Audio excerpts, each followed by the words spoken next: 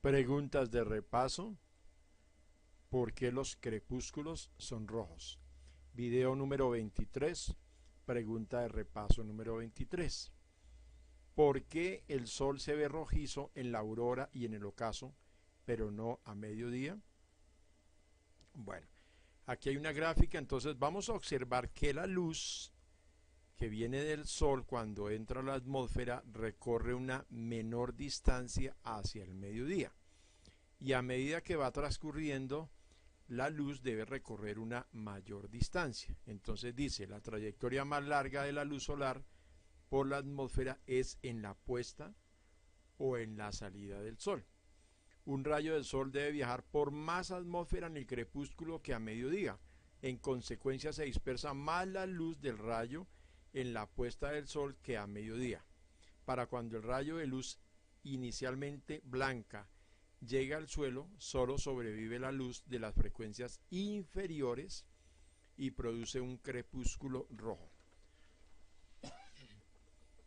A ver, ahí creo que está bastante claro, pero bueno, voy a tratar de explicar un poquito. ¿Qué sucede con esta luz al atardecer? Porque ya no se ve azul el cielo. Porque resulta que el rayo aquí llega, entra a una partícula de oxígeno o de nitrógeno y dispersa la luz azul, acá.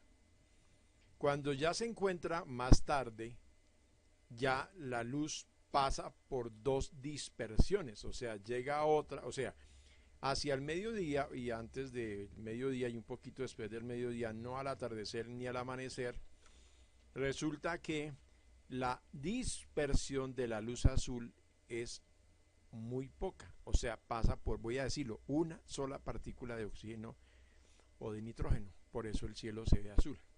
En cambio, al atardecer pasa por una partícula, se dispersa, llega a otra y se dispersa aún más, llega a otra y se dispersa aún más. Entonces es tanta la dispersión que ya no se nota el cielo azul. En estos momentos se me ocurre una cosa aquí rápidamente. Yo cojo una gota de agua y la tiro sobre la mesa y veo que al caer el agua, ¡pum!, salpicó el agua para distintos lados, ¿cierto? Ahora imagínense que eso es al mediodía, antes de mediodía y después de mediodía un poquito, no. ¿Qué sucedería por la tarde? Por la tarde sería que yo coja esa gota de agua y la tire y cae al suelo. Y ahora coja una gotica esas y la lance otra, o sea, una de esas pequeñas gotas que se dispersó, la voy a dispersar más. Podría explicárselo de la siguiente forma. Cojo mi dedo y comienzo a regar el agua bien. En esas pequeñas que salieron, pues comienzo a regarla más y a regar más y a regar más y a regar más y a ocupar un área mucho mayor. De tal manera que si alguien viene y le digo yo, oiga, ¿usted puede asegurarme si yo lancé una gota de agua aquí, sobre esta mesa? Y resulta que como se dispersó tanto el agua sobre la mesa, ya no se puede ver que allá había agua realmente. O que yo le pudiera preguntar a la persona, venga, ¿qué tanta agua dispersé yo aquí? Eso es lo que sucede acá. O sea, es tanto la dispersión, pero en cambio, en el caso del rojo, esas frecuencias que son frecuencias inferiores, esas tienen que atravesar mucho espacio para que se puedan dispersar. O sea, si recuerdan, hay un video donde decía que la dispersión del rojo era la 10ª parte del azul. Quiere decir que el rojo necesita es todo lo contrario, unas grandes distancias para que se pueda dispersar tanto que puede llegar a dispersarse la misma proporción que se dispersa el azul en una sola dispersión. O sea, en el caso del rojo tiene que pasar por varias dispersiones para tratar de que se vea rojo. Aunque aquí hice 7 diapositivas, creo que ya contesté, pero pues voy a seguir porque mencionando algunas cosas como de repaso, pero vuelvo y les explico. Aquí en la gráfica espero que les haya entendido, o sea, el azul se dispersa muy rápidamente, en cambio el rojo se demora muchísimo para dispersarse, debe pasar por muchas partículas, en cambio el azul con una sola que pase, suficiente. Si ya pasa por 2 o 3, voy a decirlo así, estoy dando unos números, aunque la teoría no está exactamente dada con números, es que ya se dispersa demasiado, demasiado, o sea que ya si Ya pasando de 2, ya no, casi no es azul. Y si ya pasa 3, no, se perdió completamente el color. Como lo mismo que usted cogiera y pusiera punticos azules en una hoja. O sea, vamos a hablar de otro ejemplo. Tenemos una hoja blanca y ponemos punticos azules pequeñísimos por diferentes sitios, ¿cierto? Y si ya colocamos, o sea, si yo coloco los puntos muy cerquitas, todos los azules, y yo le digo, venga, dígame de qué color es esto. O sea, si yo pintara esta bolita con punticos azules así seguido, le digo, ¿de qué color es esta bolita? Usted diría, azul. Listo, pero ¿qué pasa si yo ahora hago lo mismo y disperso demasiado los puntos o separo demasiado? Entonces ya usted no me va a decir, no, la hoja no es azul, la hoja es blanca. ¿Por qué? Pues porque usted no ve los puntos, tienen que estar muy cerca, eso es lo mismo. En física se denomina dispersión al fenómeno de separación de las ondas de distinta frecuencia al atravesar un material. Al atravesar la atmósfera, los rayos de luz chocan con las moléculas de nitrógeno, el gas más abundante, y aunque éste dispersa la luz en todas las direcciones por igual, no lo hace del mismo modo con todos los colores, sino que tiene predilección por las tonalidades azules. ¿Qué ocurre entonces con las nubes? ¿Por qué al atardecer las vemos de color rojizo? Bueno, vamos a seguir leyendo. Entonces dice, está en la misma gráfica, bueno, aquí están las frecuencias, ¿no? Ya estábamos leyendo que las de nitrógeno les gustan las frecuencias azules, las otras no. Cuando el sol se pone por el oriente, los rayos que atraviesan más atmósfera colisionan con las moléculas de nitrógeno. La luz de color azul se dispersa en todas las direcciones por igual y es la luz que nos llega a nosotros en la superficie. El resto de componentes, es decir, la luz de menos azul, continúa su camino e incide en las nubes, iluminándolas por su parte inferior. Al incidir estos rayos de luz en las nubes, la luz se refleja hacia la superficie terrestre y al atravesar más atmósfera se reflejan más y más la luz azul hasta que se dispersa tanto que ya no se ve el azul. Se va perdiendo su componente cercana al azul. Cuanto más bajo esté el sol en el horizonte, más atmósfera atravesará en su recorrido y más se potenciará este fenómeno. De esa forma, conforme va atardeciendo, las nubes pasan de un color amarillo suave hasta un rojo intenso. Bueno, ahí vamos aclarando. La luz no se dispersa, la luz que no se dispersa es la luz que se transmite. Como la luz roja, anaranjada y amarilla es la que menos se dispersa en la atmósfera, la luz de tal baja frecuencia se transmite mejor por el aire. El rojo, que se dispersa menos y en consecuencia se transmite más, pasa por más atmósfera que cualquier otro color. Así, cuanto más gruesa sea la atmósfera atravesada por un rayo de luz solar, da más tiempo a que se dispersen todos los componentes de mayor frecuencia de la luz. Eso quiere decir que la luz que mejor atraviesa es la roja.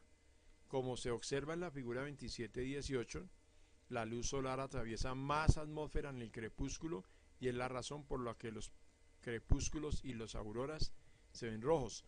O sea, estoy leyendo lo que yo ya expliqué, ¿no?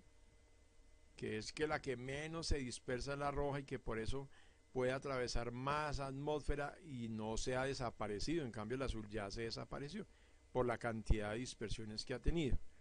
A mediodía la luz atraviesa una cantidad mínima de atmósfera para llegar a la superficie terrestre. Solo se dispersa una pequeña parte de la luz solar, la de alta frecuencia, o sea, azul y violeta.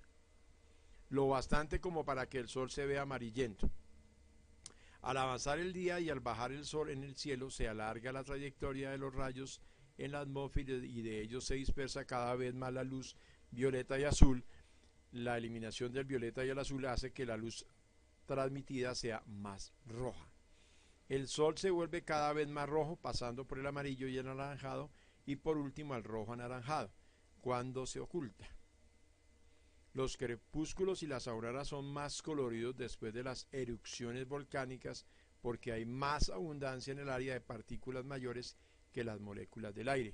O sea, acordémonos que yo decía que las partículas más pequeñitas, como son oxígeno y nitrógeno, son las que hacen que se disperse el azul, y en cambio las partículas grandes son las que hacen que se disperse el rojo y los otros colores, mejor dicho. Los colores de los crepúsculos se apegan a nuestras reglas de mezcla de colores. Cuando de la luz blanca se resta el azul, el color complementario que queda es el amarillo. Cuando se resta el violeta, que es de mayor frecuencia, el color complementario que resulta es anaranjado. Cuando se resta el verde, de frecuencia intermedia, queda el magenta. Las combinaciones de los colores producidos varían de acuerdo con las condiciones atmosféricas, que cambian de un día para otro y nos proporcionan una diversidad de crepúsculos para admirarlos. Miren que aquí están todos plateando otra cosa. Como el azul, a ver, la luz blanca está compuesta de todos estos, ¿cierto? Entonces, ¿qué sucede si se dispersa el azul y el violeta? O sea, ¿qué sucede si le quitamos al azul, a la luz blanca, perdón, el color violeta, el azul y el ciano y el verde, que son más o menos una, pues quedan estos colores? O sea que, digámoslo, que no solamente se dispersa el verde, el amarillo, el naranja y el rojo a grandes distancias, que fue lo que yo dije, sino que la dispersión es tan pequeña que en cambio el violeta, el azul y el ciano y un poquito del verde, estos se dispersan tantos que es como si usted dijera, bueno, cojo la luz blanca y le voy a quitar el color violeta, le voy a quitar el azul, el ciano y el verde, ¿y qué me queda?